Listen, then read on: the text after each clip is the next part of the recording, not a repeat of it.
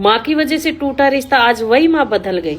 शादी के बाद हर बात में दखलंदाजी, ऐसा कर वैसा कर, ये तुझे नहीं समझता। माँ की बातों में आकर कई बार मायके पहुंच जाती बेटी।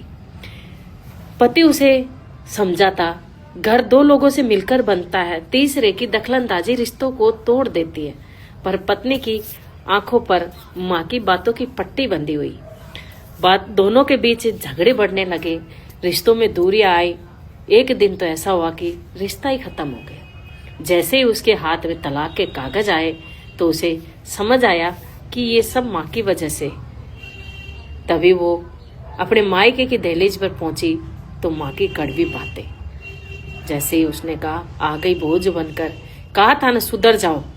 मोहल्ले वालों को क्या जवाब दूंगी, लोग कह रहे हैं तेरी बेटी घर नहीं बसा पाई। ये बातें सुनकर ही मानो उसके पैरों तले जमीन खिसक गई। आंखों में आंसू लिए हाँफते हुए होठों से कहा, माँ सब ये आपकी वजह से ही तो हुआ। माँ अपनी बातों से मुकर गई। बेटी पत्थर सी बन गई। अब उसके पास पछतावे के सिवा कुछ नहीं। उसे अपनी गलतियां दिखने लगी। एक रात छत पर बैठी खुले आसमान को देख रही, जैसे ही तारा टूटता दिखा वो अंदर से टूट गई और सोच रही कि मैंने क्या क्या क्या कर लिया अपने हाथों से। तभी दादी आई और उसके सिर पर हाथ रखा और कहा, बेटा इस संसार में अभी भी अपना कोई है। तभी बेटी ने कहा, दादी माँ क्यों बदल गई? तभी दादी ने कहा, बेटा बढ़ता समाज का दबाव और डर सबको बदल देता है, पर इस संसार में तुम्हारा अपना है अभी भी।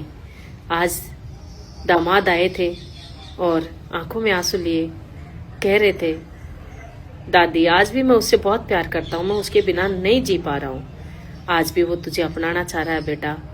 इस मोड़ पर सोच लेना तुझे क्या करना है।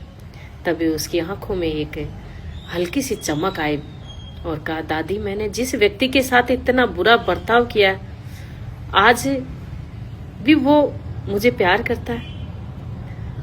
शायद भगवान ने मुझे गिराकर ये समझाया कि अपना कौन है और पराया कौन है। दादी ने अपने दामाद को बुलाया और कहा, बेटा एक हो जाओ, तुम दोनों ही अपने हो और कोई नहीं है। तभी दामाद ने उसको गले लगाया और दोनों अपनी जिंदगी के नए पड़ाव के लिए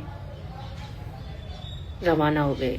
तो मैं कहना चाहती हूँ कि अपने रिश्तों में किसी तीसरे को मत आने दो, चाहे कोई भी हो। अगर स्टोरी अच्छी लगी हो तो शेयर जरूर कर देना।